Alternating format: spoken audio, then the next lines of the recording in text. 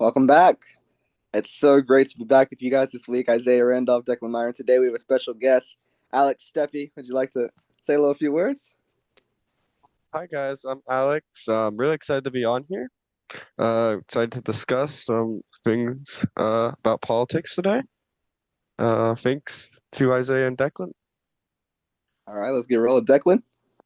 Yeah, it's good to have you on, Alex. All right. First, guys, wanted to come back to you guys this week and apologize. We had an interview with Violet scheduled for last Monday. As you know, Thanksgiving, it's a busy week, so we had a little bit of a schedule mix up with her, but we're looking forward to having a lot of different things aired for you guys in the future. Um, Slow start with our format. It's natural. We've got a lot of things coming your way from the coalition. Behind the scenes, we're working on a lot of good things that we want to see produced for you guys, along with the podcast. So we have a lot on our hands, but no worries with that. I'm excited to get started tonight. We have a good list of things to talk about. James Comey, Declan, you want to kind of start us off with that?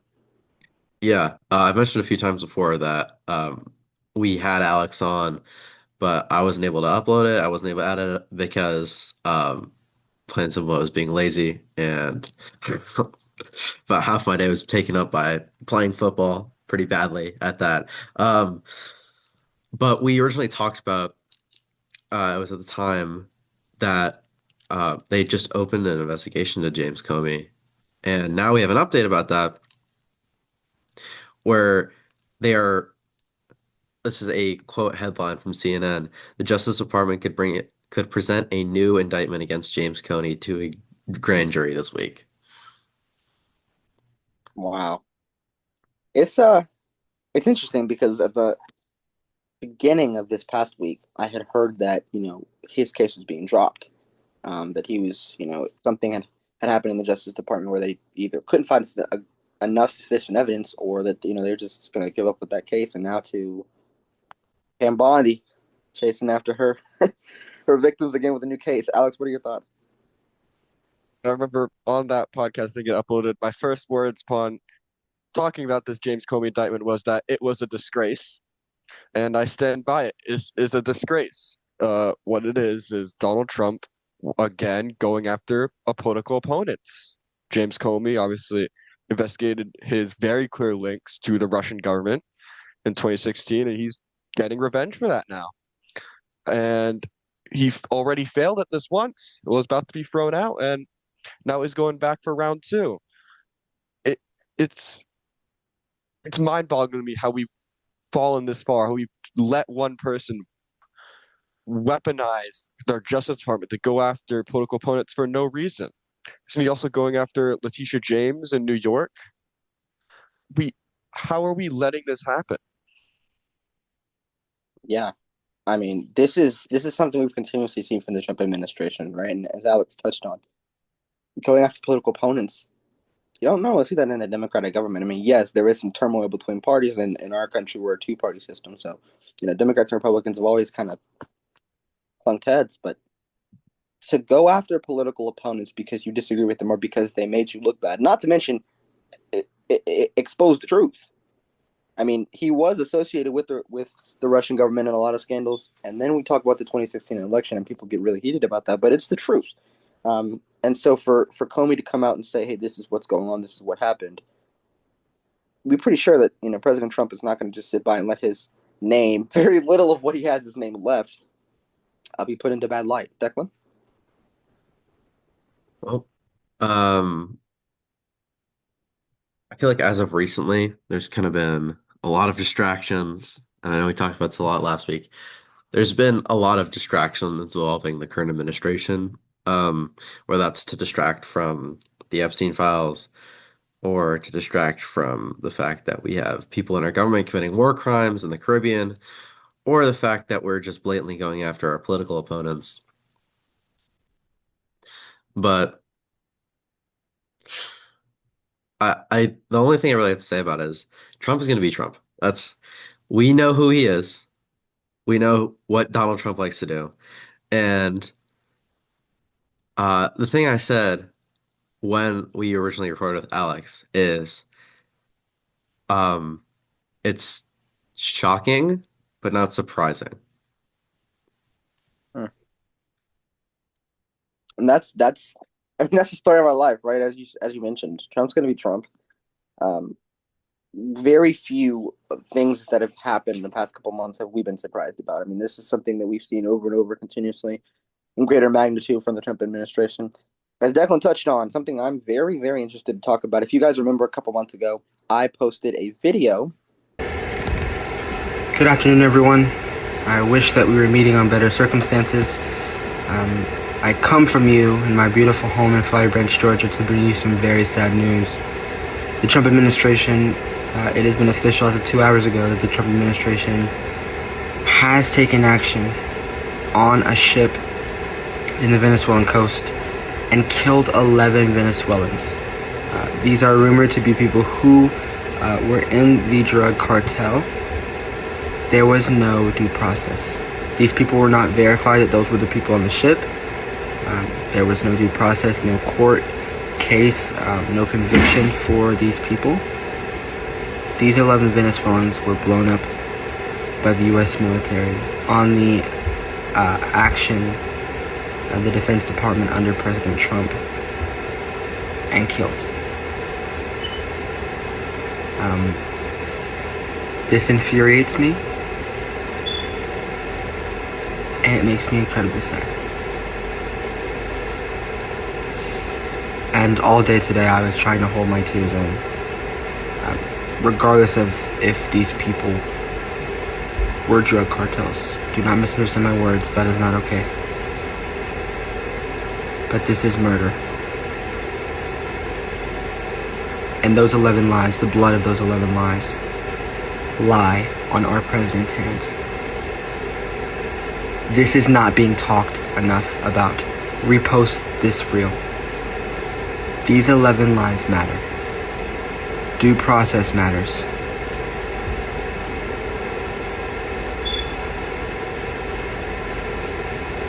Wake up, America. That's a war crime. Your U.S. president just committed a war crime. Video referring to the Venezuelan boat strike in the Caribbean, and also strikes that had been going on around the Caribbean area, killing about 11, if I'm not mistaken, Venezuelans and immigrants who were on that boat. Very passionate for me. I have a friend, a couple actually, who are from Venezuela, who have come here after seeking a better life from the Maduro regime. Going into foreign areas, water territories, blowing up a boat with no real backstory other than you're saving America, you're America first. That is a war crime.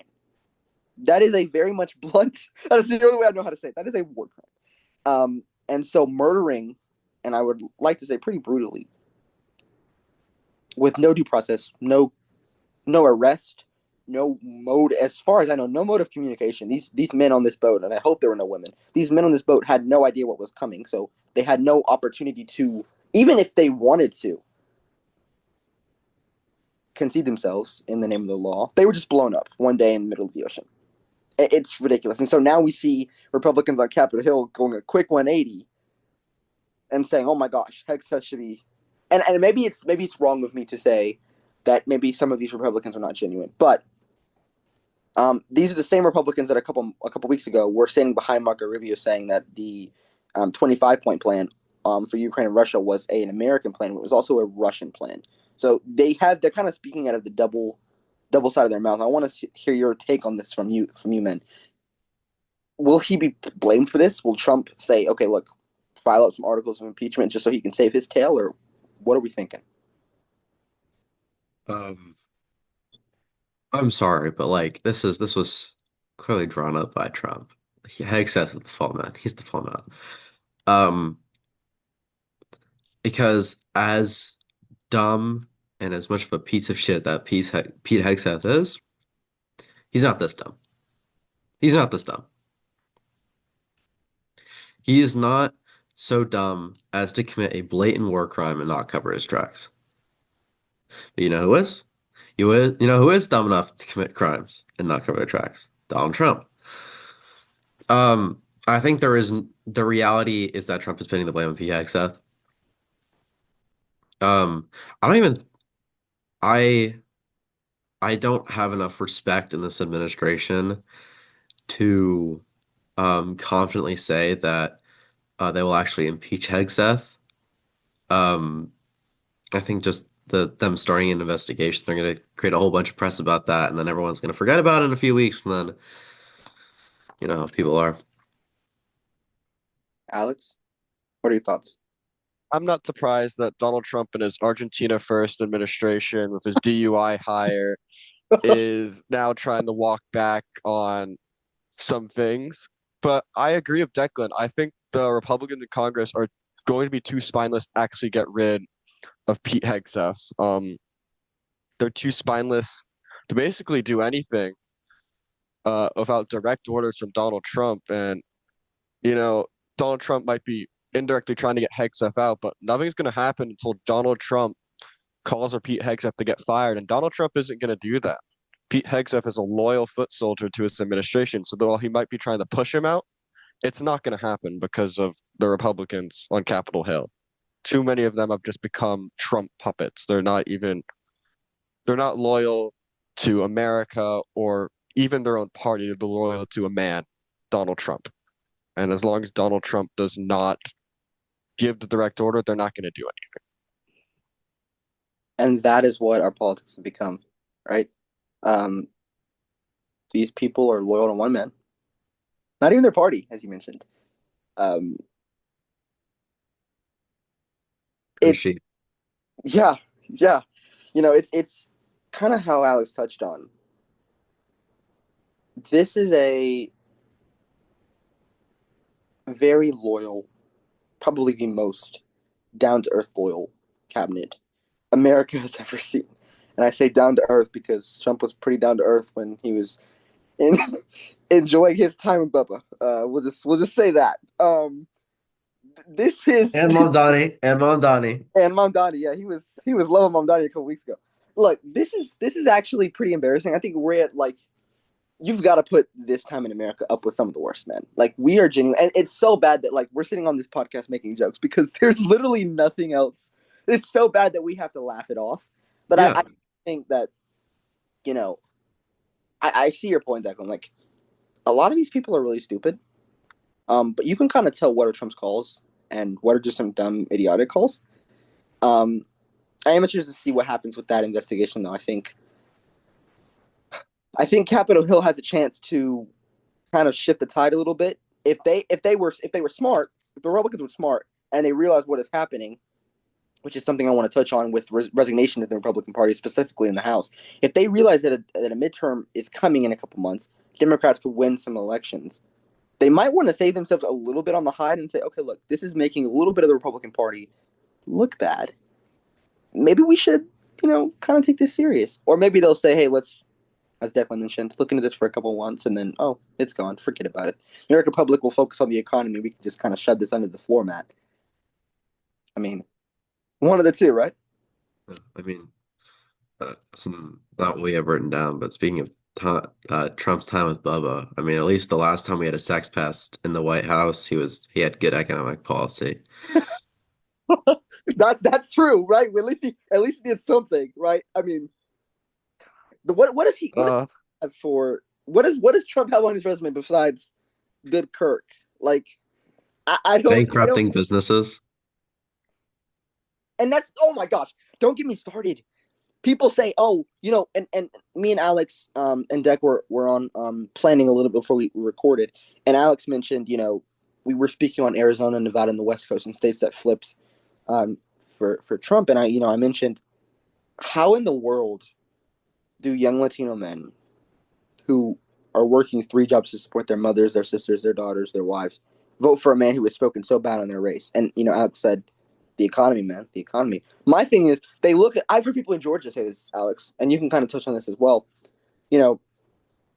As bad as the character as he is, we voted for him for the economy. He's bankrupt almost everything he's touched. he received, I see this clip all the time on my Instagram page of Marco Rubio calling him out in the Republican debate a couple years ago. This man had $200 million inherited from his father, and that money went down the drain, and people are wondering, oh my gosh, he's in debt now? How is he in debt? How is he in debt? He's everything he's touched has fallen apart, and all of a sudden we want to hand him our country? Like, how does that work? Yeah, I mean, I'm sorry, but the fact that people think that handing the keys of a country over to someone who couldn't get independent on his own, had to get his dad to donate a building, basically failed all of his classes, had one of the worst GPAs I've literally ever seen on a college transcript ever, and bankrupt every business, and was a successful businessman, successful because of his small amount of $1 million. It was great. Alex, like, where do we have you heard the same things in Georgia? What are you hearing? I mean, obviously, the biggest problem for every American is the economy. Are their bills low? Can they pay for food? Can they go on vacation? And that's why Trump won. Let's be honest, it's why he won in 2024. Prices were really high under Joe Biden, and he said he was going to bring them down. No, obviously, for all that ranting and raving, just like other right-wing populists, Trump has shown that he cannot actually govern. The only thing he's really good at is enriching himself, Putin, and Argentina. But, that's why people wanted him. And it's why Democrats won so big in 2025, because people like Mamdani and Cheryl and Spanberger, even in Georgia, you saw like what little ads I saw for this election, it was about bringing down your power bill. Democrats were calling to say, we're going to bring down your power bill. They won because they knew affordability was the voters' main concern. That is what people want to hear. How are you going to bring our prices down? And so it is mind-boggling why people would vote for someone who's bankrupted so many businesses. I've been to Atlantic City. I know. I've seen what used to be his casinos. It's pretty funny. But I think it's pretty easy to see why people were angry. They wanted lower prices. Trump said he was going to do it. They're now just getting burned. Yeah, I mean, as a New Jerseyan, I've spent a pretty good amount of time in Jersey City for a couple weeks here and there throughout the years, and it's like every time I walk past what used to be of Trump's old casinos, I just laugh. It's funny to me. Like it's just funny because a casino is one of the hardest things to bankrupt, and he's so dumb. He managed to bankrupt his own casino. Kind of touching on what Alex mentioned, and then this is a little off script, but I have a very strong opinion about this, and I want to kind of hear about you guys' opinions before I kind of touch on this. You mentioned, and it is a true fact, but this is kind of what I want to touch on is things were so high under the Biden administration. Prices were obviously under his tenure.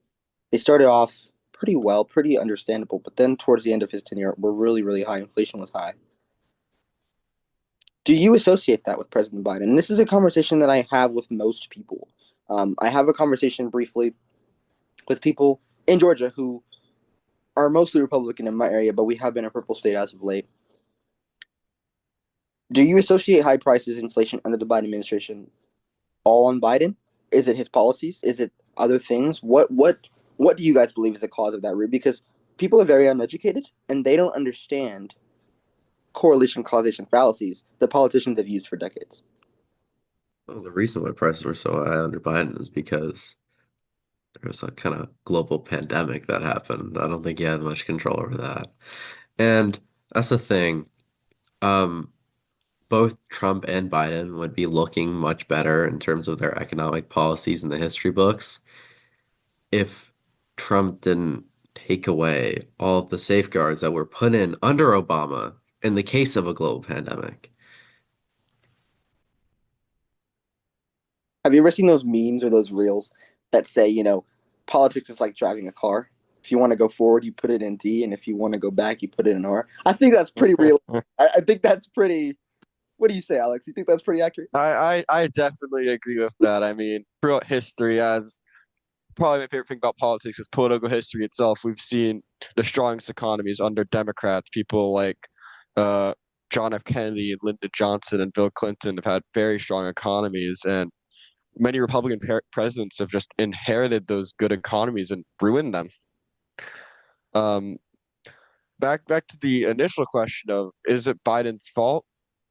No, it's not all 100% his fault, because it is never a president's fault. It's never 100% a president's fault. A president does have a lot of control over the economy, but it's never always their fault. Biden did have to deal with a global pandemic. He had to deal with everyone rushing back into stores to buy stuff, companies seeing the opportunity to price gouge. A lot of problems. And obviously, I don't think Biden handled them perfectly. There are definitely ways he could have improved, but it's not always his fault. Trump, it is, I will say this, it's not 100% his fault that prices are so high. He does have control, however, and I don't think his tariffs or his supply side voodoo economic plan is working to really help that. I want to also say, I kind of mentioned earlier, the correlation causation fallacy. People often associate, and as Alex mentioned, that the economy under a president is solely based on that president and his policy. That is not true. Not only does a president and his administration inherit an economic stability from a previous administration, but also their actions. You talked about Trump's tariffs and how they're affecting the economy currently. They will continue to affect the economy for probably the next 10 years. But Trump had a certain 2017 tax cut bill passed through Congress that had a lot of effect on the economy. And people said, oh, well, this is not going to hurt the economy. And it didn't hurt the economy right away. Nothing rarely affects something right away. And so then you had those effects hitting the United States. As Alex mentioned, around people are rushing back into stores to buy things. They're panicking. I remember going into stores during those years. Toilet paper was gone. I see people taking. I'm like, golly, how many times a day are you on the toilet? They're ripping toilet paper off the shelves like it's like in rare demand. And people were scared at that time, and so you had people rushing back in, as Alex mentioned, and the Biden administration had to balance all of those things. Not to mention with the economy already trending downward from actions that the Trump administration took. Heading back to Capitol Hill, the Texas Senate race is something that not enough people are talking about, and me and the guys tonight wanted to talk a little bit about it. Alex, what are you hearing from Texas? What are you thinking about what that race in the Senate is going to turn out to be? Texas is always an interesting state for me. Got put my political analyst glasses on, little Steve Kornacki here. Texas is always an interesting state.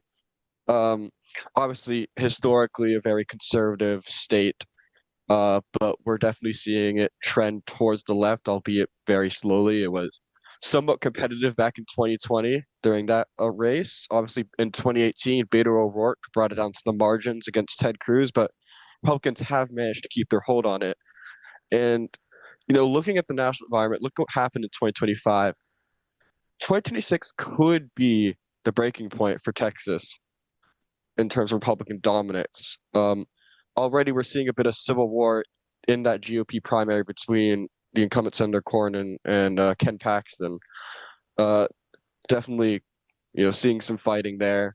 Democrats in Texas are already fired up over the whole gerrymandering business, which might not even go through now, which would be so funny. But I think we're also seeing some really strong candidates come out of the Democratic side on Texas.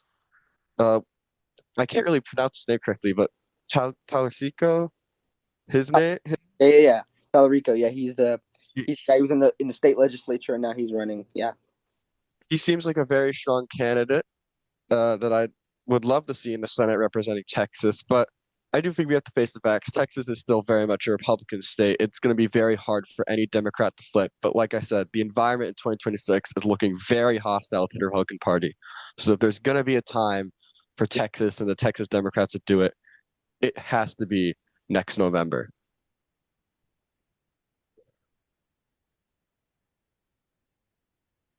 I think for one, I think Alex took all the words out of my mouth. Um, there is a little bit of a civil war going on in that Republican Texas right now. As as he touched on the gerrymandering that Abbott pushed for so long to get through the state legislature, a judge struck it down a couple weeks ago and said, "Hey, this is not going to work." And so now they're kind of trying to fight back and forth. We saw in the last couple of weeks states like Missouri, Indiana, Utah actually gained a seat for the Democrats, but states have been trying to gerrymander to get more seats for the Republicans in 2026. And so, as Alex touched on, Wesley Hunt is another person who wants to run that Texas Senate race. A couple weeks ago, he told CNN that he is filing out his paperwork as we speak. So he's going to be another Republican face in that primary. Although an underdog, Paxton and Cornyn are going to be going head to head. Then you have in the Democratic side Tellerico, and who is his opponent? Oh, Alred. Yeah. Alred. And Alred who ran last year against Ted Cruz. So I think yes, Texas is going to be a red state, but I agree. I think that it's in the margins. I think that Democrats have to figure out a way to get things done, and to have someone like Tallarico, who, in my opinion, could be very, very a nice face to see, as Alex touched on in DC. Someone who is not spineless, which is not what we're seeing from Democratic senators as of late. It's just senators in general, really. Uh,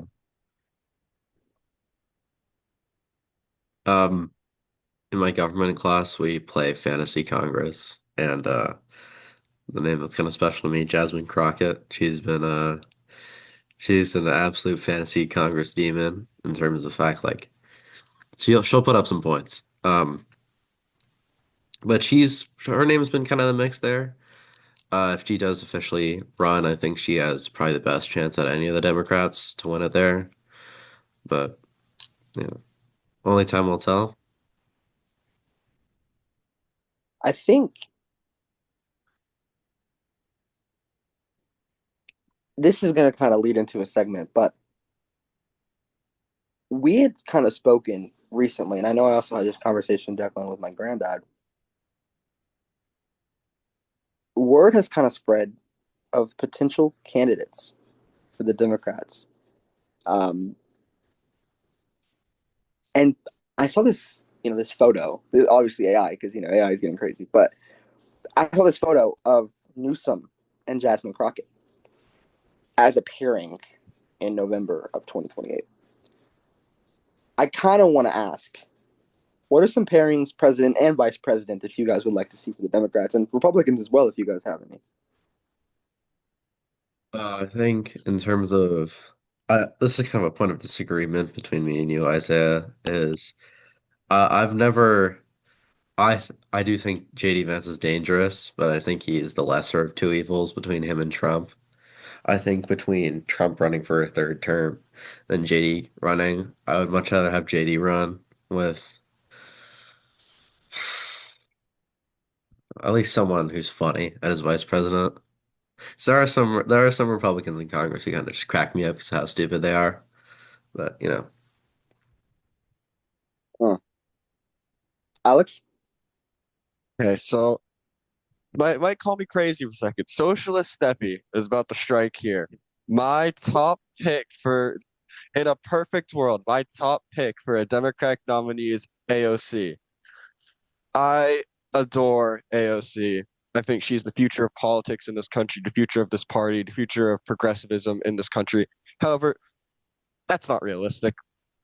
Um, I think one of, as of now, Gavin Newsom or JB Pritzker is going to lead the top of the Democratic ticket in 2028. Um, Newsom, I'm not his biggest fan, but I will admit that he's been doing exactly what he needs to make himself the front runner for the Democratic nomination. I mean, with what he's doing in California in response to Texas's gerrymandering and being one of the leading anti-Trump people in this country, he's doing everything he needs to. I think Pritzker is making a name for himself of how he's handling ICE in Chicago. I think one of those two will top the ticket. I really don't know who will be brought in as a vice presidential candidate. Maybe it will be AOC, maybe it'll be someone else. Though another face I'd look out for is Tim Walz. Uh, I definitely think he's a bit more pleasing to the left wing of the party, and he is a known figure due to being the vice presidential nominee um last year. So I'd say watch out for Tim Walz. yeah, I loved Tim Walz last year. Um, he was the guy who I really quickly got behind. Um, he is just about as American as it gets, and he's very clearly Midwestern. Um, Yeah, I think Tim Walz also wouldn't be a bad name for a presidential nomination if he was interested. But then we just kind of we're in the same situation as last year of who else would make a strong vice president to put on the ballot. Tim Walz, in terms of where we are in America right now, is just about as strong as a Democratic vice presidential nominee that we can possibly get.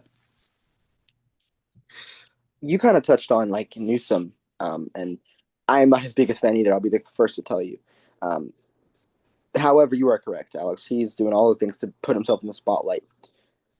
My question on all of these people we mentioned is the one thing that they have in contrast with Newsom is made it known he wants it, right?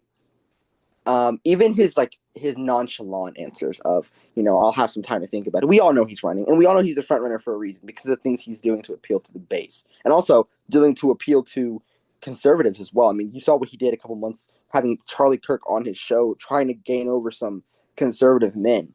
My problem is there's so much unknown with the Democrats who are kind of wanting to be in that mix is we don't know who wants it, right? You talk about guys like Pritzker. I kind of thrown in a couple weeks ago Bashir. Um, who else did you guys mention? Oh, Tim Walz. My thing with Tim Walz is I think he's a great candidate. I really do. But we kind of saw them, even the media, like the people who are moderating it, kind of throw up that Hong Kong story. I don't know if it's Hong Kong or wherever it was, where he was, not where he said he was. And I It feel was like, the Tiananmen Square story. yeah, Yeah. yeah, Cinnamon Square. Like,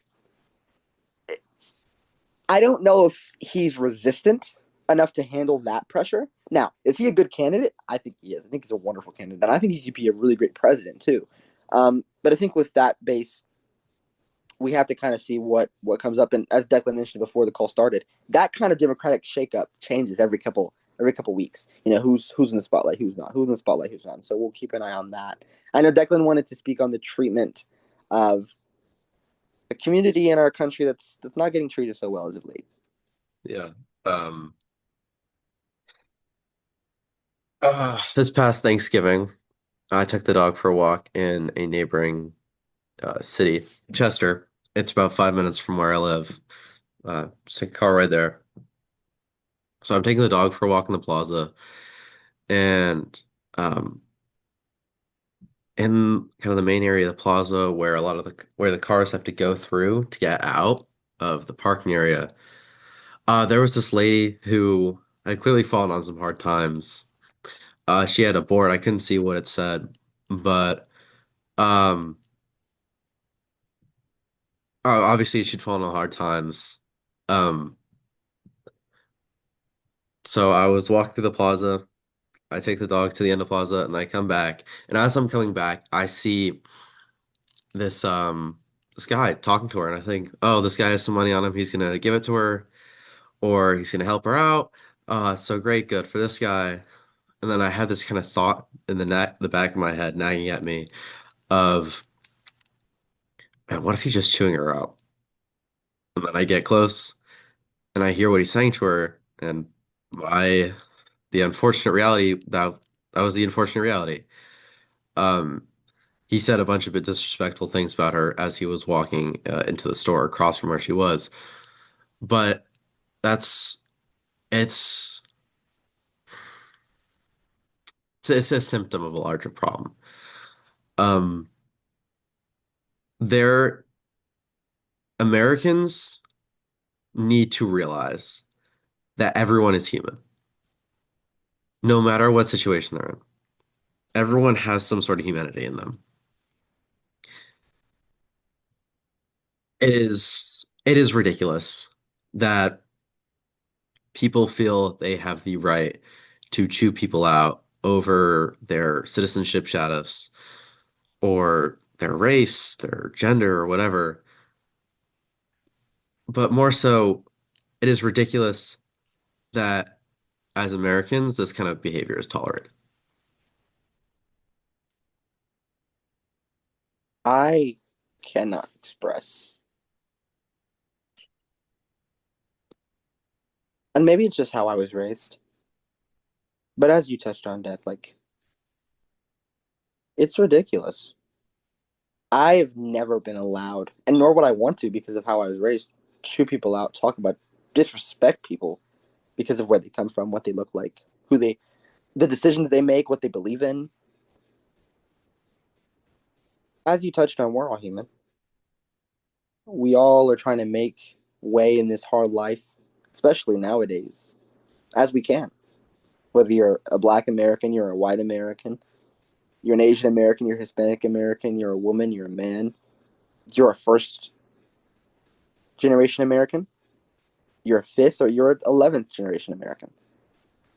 Whether you're from New York or you're from Oregon, whether you're from the South in Georgia or you're from the Midwest, and we all are trying to live. We're all trying to make a living. I want Alex to get in here, but it's a sad state of affairs that we are in America, Alex. When I first heard that story before recording, I was at a loss for words. I really don't know how to describe this. I don't get how people can just hate and hate and hate on people who have done nothing wrong. People who are just looking for a better life, like we all are. And I don't get it. Just that mindless hate is something that I just can't comprehend. Thank you guys so much. I know this has been an emotional end to a really great episode. Alex, Steffi, thank you so much for joining us, my friend. It's so good to hear from you again. Declan Meyer, I just kind of want to finish off. Love your neighbors. Love those who aren't loved. Rejoice those with open arms. We are not only a land of immigrants, we are supposed to be the land of the free, home of the brave, the land of the American dream, where anyone from any country can come and make a living for their family because they know the American way is everything and more that they want. Well, it used to be. And so I hope that we can find some compassion, some empathy in our hearts for those that are struggling, no matter what you look like or where you come from. And when we can realize that we are truly better together than we are separated, I think we can find something truly special. Isaiah Randolph, Declan Meyer, Alex Steppe, thank you guys so much. We'll see you guys next week. This is 12 Takes.